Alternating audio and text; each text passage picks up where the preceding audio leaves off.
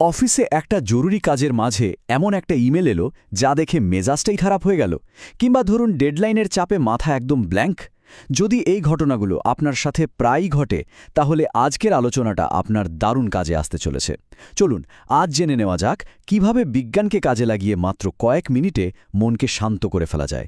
প্রতিদিনের কাজের চাপ, ইনবক্স ভর্তি না দেখা ইমেল আর শেষ না হওয়া ডেডলাইন, এসবের ভিড়ে কি কখনো মনে হয় যে সবকিছু যেন হাতের বাইরে চলে যাচ্ছে?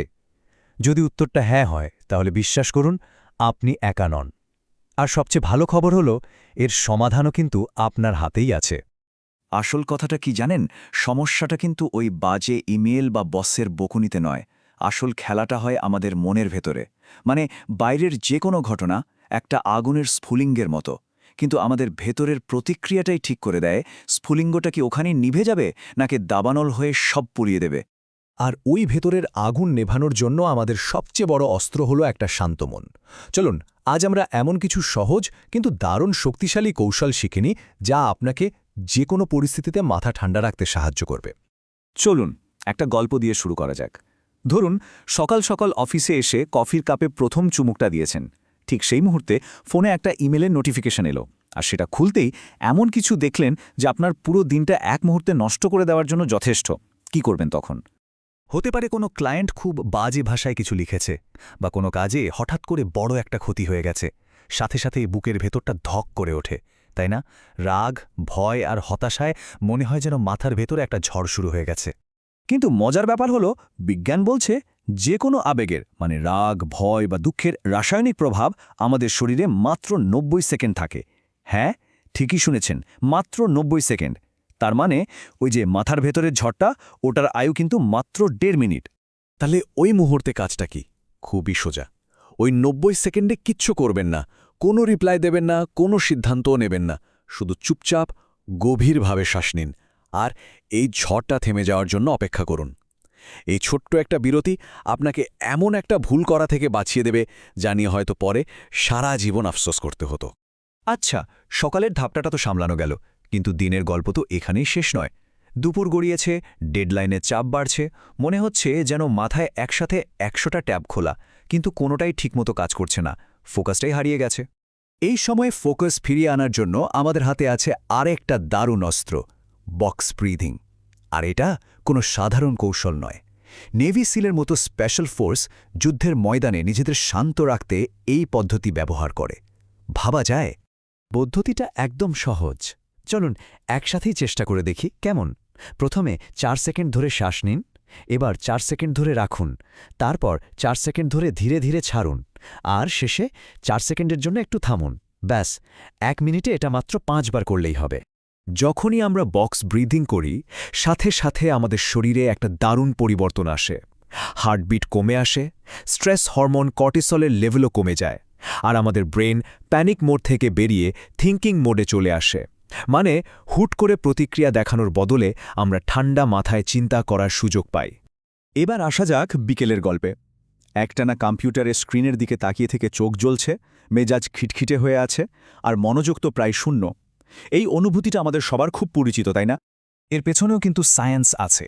স্ট্যানফোর্ডের একটা গবেষণা বলছে, আমাদের মস্তিষ্ক একটানা 120 মিনিট বা 2 ঘন্টার বেশি মনোযোগ ধরে রাখতে পারে না। এরপর আমাদের সিদ্ধান্ত নেওয়ার ক্ষমতা আর কাজের মান দুটোই কমতে শুরু করে। তাহলে এর সমাধান কি? অবিশ্বাস্য রকমের সোজা। আপনার দরকার শুধু 2 মিনিটের একটা ছোট্ট রিসেট। কি করতে হবে? প্রতি 2 ঘন্টা পর চেয়ার থেকে উঠুন, 20-30 পা হাঁটুন, 1 গ্লাস পানি খান, 5টা গভীর শ্বাস নিন, আর সবচেয়ে জরুরি, স্ক্রিন থেকে চোখ সরিয়ে জানালার বাইরে বা দূরের কোনো কিছুর দিকে তাকান। এই ছোট্ট কাজটা আপনার ফোকাস আর ধৈর্য দুটোই ফিরিয়ে আনবে। আর এই ডিজিটাল ক্লান্তির পেছনে আরেকজন বড় ভিলেন আছে। বলুন তো কে? হ্যাঁ, আমাদের সবার প্রিয় মোবাইল ফোন। আমরা দিনে গড়ে 60 থেকে 90 বার ফোন চেক করি। তার মানে আমাদের মস্তিষ্ককে বারবার তার ফোকাস বদলাতে হয়। প্রত্যেকটা নোটিফিকেশন আমাদের জন্য একটা করে ছোটখাটো স্ট্রেস, যা দিনের শেষে আমাদের সব শক্তি শুষে নেয়। এখান থেকে বাঁচার উপায়ও খুব সিম্পল।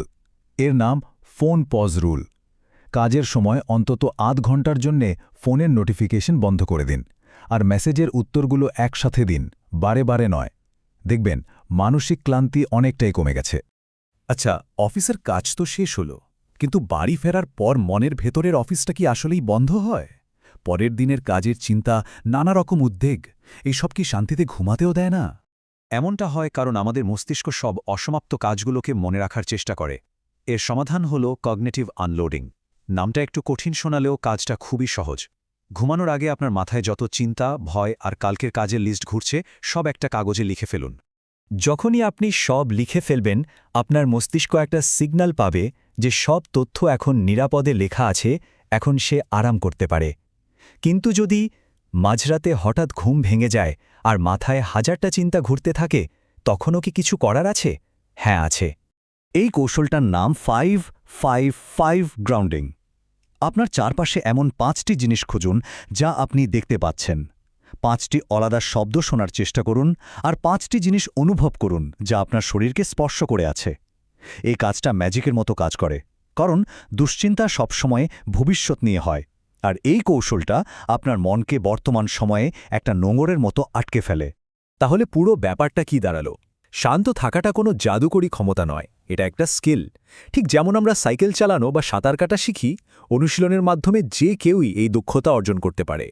তাই যখনই অফিসে খুব বেশি চাপ মনে হবে, এই 3 মিনিটের ইমার্জেন্সি রিসেট রুটিনটা একবার চেষ্টা করে দেখুন। 90 সেকেন্ডের জন্য থামা, 3 বার বক্স ব্রিদিং করা, একটু হেঁটে আসা আর 1 গ্লাস পানি খাওয়া। এই ছোট্ট রুটিনটা আপনার নার্ভাস সিস্টেমকে মুহূর্তেই শান্ত করে দেবে। শেষ করার আগে শুধু একটা কথা মনে রাখবেন, জীবনে আবেগ বা স্ট্রেস আসবেই, এটা আটকানো যাবে না। কিন্তু সেটার জবাবে আপনি কী প্রতিক্রিয়া দেখাবেন, সেই নিয়ন্ত্রণটা পুরোপুরি আপনার হাতে। আর যে নিজের মনকে নিয়ন্ত্রণ করতে পারে, দিন শেষে পরিস্থিতিকেও সেই নিয়ন্ত্রণ করে।